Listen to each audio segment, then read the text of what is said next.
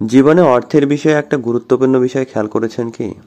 যে যে অবস্থানেই থাকুক না কেন, প্রত্যেকটা মানুষের চাহিদার তুলনায় অর্থের অভাবটা চোখে পড়ার মতো। কিন্তু যদি বলি এর কারণটা কি, এর একটা বড় কারণ হচ্ছে আয় এবং ব্যয়ের মধ্যে ভারসাম্য রক্ষা করতে না পারা। এই ধরনের মানুষের বেলায় দেখবেন তারা যত আয় করে তার থেকে বেশি ব্যয়ের চেষ্টা করে।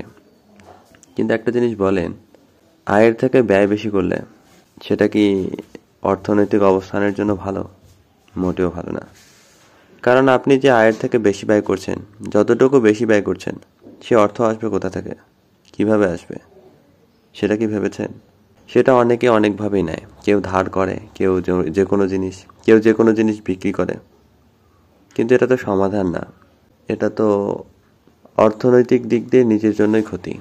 কেননা আজ হোক কাল হোক এই ছোট ছোট ভুলগুলো, মানে আয়ের থেকে ব্যয় বেশি করার যে প্রবণতাটা যতটুকুই করি না কেন, সেটা একসময় বৃহৎ আকার ধারণ করবে। আর করে বলেই